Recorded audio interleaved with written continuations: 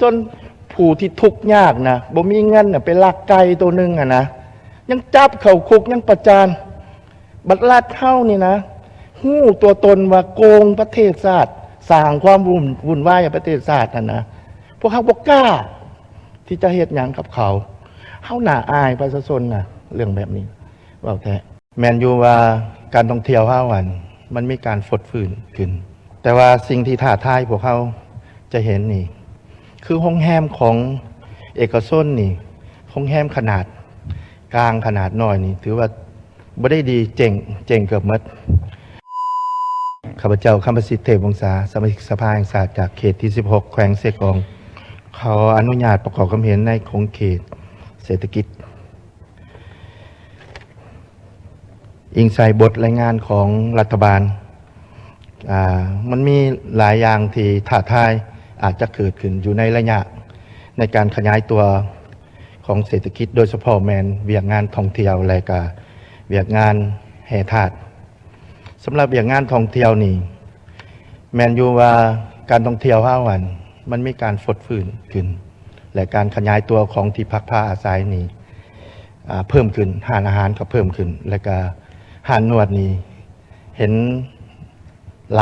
ลายพิลึกเลยบอกว่าแต่อยู่หลวงพระบางกับนครหลวงแต่ว่าสิ่งที่ท้าทายพวกเขาจะเห็นนี่คือโรงแรมของเอกชนนี่โรงแรมขนาดกลางขนาดน้อยนี่ถือว่าบ่ได้ดีเจ๋งเกือบหมดเนาะแต่ว่า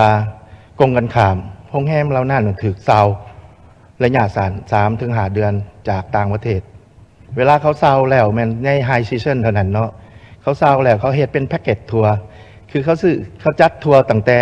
มาแต่เกาหลีมาแต่จีนหมดแหละซื้อเทื่อเดียวก็คือนอนโรงแรมเขาไปห้านอาหารเขาไปห้านนวดเขาสรุปแล้วเงินส่วนหลายนี่มันตกใส่ของเขาหมดบัดหมดฤดูกาลแล้วเขาก็มีแต่กอบโกยเงินเอากลับบ้านเนาะผัดอากรหรือว่ารายรับที่ได้นั่นเขาสิจ่ายให้รัฐบาลได้เพราะว่าโรงแรมส่วนหลายขนาดน้อยขนาดกลางนี่มันมอบเหมาอยู่แล้วเนาะบัดนี้เจ้าของโรงแรมนี่สิได้จ่ายมอบเหมาปกติแล้วเนาะบัดนี้การขยายตัวที่รัฐบาลรายงานนั้นมันค่อนข้างมีข้อมูลที่ค่อนข้างอาจจะผิดเพี้ยนกับความเป็นจริงอาจจะเป็นไปได้เนาะอันนั้นแมนสิ่งที่ท้าทายเกี่ยวกับการท่องเที่ยวบัดสิ่งที่ท้าทายเกี่ยวกับการผลิตแห่ธาตุนี่รัฐนี่ปฏิบัติได้อย่าง34,000 ตื้อ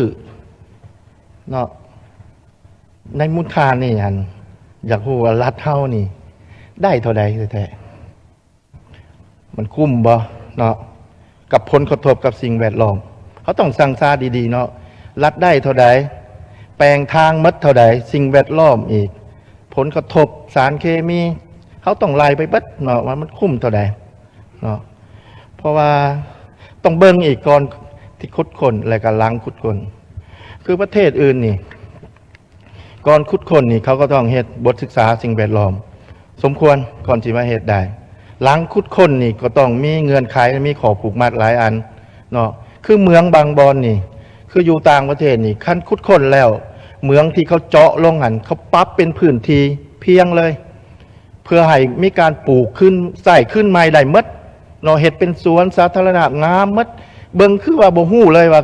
อยู่บ่อนนี่มันเคยสึกขุดค้นแห่ก่อนอันนี้มันเงื่อนไขที่รัฐบาลเขานี่ค่อนข้างเข้มงวดกับเฮาได้มีได้สร้างเงื่อนไขตัวนี้บ่กับคนที่มากอบโกยเอาแห่หมดแล้วก็หมดเลยเนาะมันบ่คือเวียกท่องเที่ยวอันเนาะวันนี้อยู่วังเวียงเองก็ดีคือกันอยู่วังเวียงเองมีชื่อเสียงนี่เขาก็เจ้ารับทราบว่ามีชื่อเสียงย้อนว่ามีหนังละครหนึ่งซีรีส์หนึ่งของเกาหลีมาถ่ายทำอยู่วังเวียงจึงค่อยเริ่มดังในช่วงนั้นคนคือลังไหลมาเพราะว่าหนังเกาหลีบ่แม่นคนเกาหลีเบิ่งเนาะ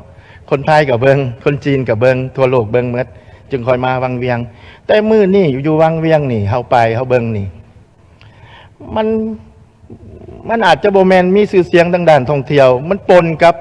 การขุดแห่เพราะรถแห่นี่แล่นไปแล่นมานี่มันปนกันสรุปแล้วเขาต้องการให้เมืองวังเวียงนี่เป็นเมืองท่องเที่ยวบ่หรือว่าเมืองขุดแห่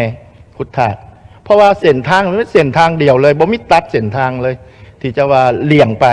รถขนบรรทุกนี่หนึ่งชั่วโมงนี่มันหลายร้อยพันคันเลยแลนไปแลนมาทางนี่เพมัดเลยวังเวียงนี่งบประมาณก็ลงไปหันกับการแปลงทางนี่กับบริมอบให้ท้องถิ่นเฮ็ดศูนย์กลางก็อยากเฮ็ดท้องถิ่นก็อยากเฮ็ดบ่จักญาติกันไปญาติกันมาสุดท้ายถนนหนทางนี่ท่านสสหลายท่านก็ไปประชุมก็เห็นสภาพนี่เบิ่งบ่ได้เลยเดี๋ยวนี้กำลังแหะเมื่อวานนี่ข้าพเจ้าก็ไปเบิ่งกำลังลาดยางอยู่ลาดซื่อๆดอกเนาะหรือก็เอาดินวางซื่อเฮ็ดแบบบ่มาตรฐานปานใดรถบรรทุกนี่ค่อนข้างหนักตัวนี้ก็ให้เบิ่งขึ้นตัวนั้นบัดนี้เวียกที่2นี่แม่นการปฏิบัติงบประมาณแห่งรัฐนี้เนาะ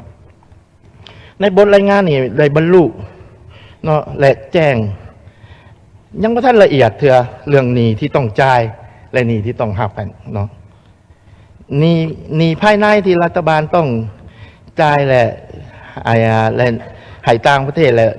ให้ภายในหันแม่นเท่าใดเนาะแล้วก็จ่ายแล้วเท่าใดแล้วก็ยังเท่าใดแล้วก็มือใดต้องจ่ายให้แล้วอีกบ่มีกำหนดเลยยังบ่ทันมีความละเอียดเพราะว่าหลายท่านสสก็เคยถามเรื่องตัวนี้คือกันเนาะนี่ที่ภายในของรัฐที่จ่ายให้เอกชนนั่นมันเป็นปัญหาหลักๆที่ส่องแสงให้เห็นว่ามันมาส่วนหนึ่งมันมาจากการล้มเหลวในการบริหารของรัฐวิสาหกิจข้าพเจ้ายกตัวอย่างให้ฟังคือรัฐวิสาหกิจไฟฟ้าลาวนี่มันเป็นหนี้ที่เกิดจากหลายบริษัทที่เฮ็ดเวียกบริการเฮ็ดสายส่งเฮ็ดเขื่อนเฮ็ดเวียกบริการซ่อมแปลงเขื่อนพวกเรานี่นะอาจจะมีนอกมีในกับคนทางในสร้างให้โครงการนี่มีมูลค่าเกินเหตุให้มันเป็นหนี้ให้รัฐเป็นหนี้เนาะคันคนมดตำแหน่งแล้วก็ออกไปก็ใส่เงินเนาะฟุ่มเฟือยไปลูกหลานก็ซื้อดินซื้อดอนอยู่วังเวียงก็เต็มซื้อมดโรงแรมทุกบอนรัฐเฮาบ่มีการกวดสอบเลยเนาะเห็นอยู่เนาะประชาชนผู้ที่ทุกข์ยากนะบ่มีเงินน่ะไปลักไก่ตัวนึงอ่ะนะยังจับเข้าคุกยังประจานบัดรัฐเฮานี่นะฮู้ตัวตนว่าโกงประเทศชาติสร้างความวุ่นวายให้ประเทศชาตินั่นนะพวกเขาบ่กล้าที่จะเฮ็ดหยังกับเขาเฮาน่าอายประชาชนน่ะเรื่องแบบนี้เว้าแท้เนาะคันเฮาบ่กล้าเฮ็ดแบบนี้ตัวอย่างสังเกตง่ายๆเลยเขื่อนไฟฟ้านี่นะเขื่อนไฟฟ้าเป็นเขื่อนดินก็ยกราคาสูงเป็นคือเขื่อนคอนกรีตนี่นะคือรัฐวิสาหกิจไฟฟ้าเราต้องการขายเขื่อนออกนี่บัดเวลาคนที่ซื้อนี่มาตีมูลค่านี่มันเบิ่ง capacity บ่ได้เขาก็บ่ซื้อเพราะว่าเจ้าไปยกราคาตอนที่เจ้าผลิตเขื่อนพุ่นนะเจ้าตีหัวเข้ากันกับคนที่ผลิตให้เจ้าอันนี้แม่นส่องแสงให้เห็นว่าเฮามีปัญหาหลายเรื่องเกี่ยวกับการคุ้มครอง